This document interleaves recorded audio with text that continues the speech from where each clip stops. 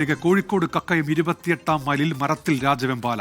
റോഡരികിലുള്ള വലിയ മരത്തിലാണ് രാജവെമ്പാലയെ കണ്ടത്. വർഷ ഗിരീഷുണ്ട് കോഴിക്കോട് നിന്ന് വിവരങ്ങളുമായി. വർഷ, ഈ രാജവെമ്പാലയെ പിടികൂടാൻ കഴിഞ്ഞിട്ടുണ്ടോ? എന്തൊക്കെയാണ് വിവരങ്ങൾ?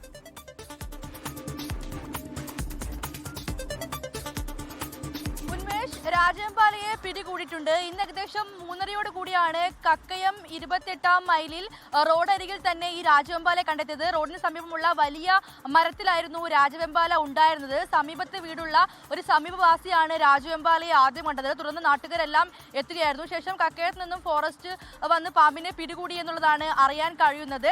കഴിഞ്ഞ ദിവസങ്ങളിലും ഈ വീടിനോടെല്ലാം സമീപത്തുള്ള മലയിൽ നിന്നും രാജവെമ്പാലയെ കണ്ടിരുന്നു എന്നാണ് സമീപവാസികൾ പറയുന്നത്.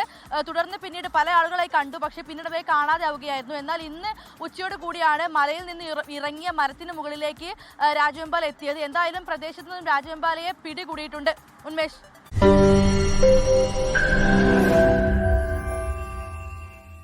ലോകത്തെവിടെയായാലും ഏത് സമയത്തും 24 വാർത്തകളും ഓഗ്മെന്റഡ് റിയാലിറ്റി പാക്കേജുകളും എക്സ്പ്ലെയിനറുകളും വിശദമായി കാണാൻ ഞങ്ങളുടെ യൂട്യൂബ് ചാനൽ നിങ്ങൾക്ക് സബ്സ്ക്രൈബ് ചെയ്യാം.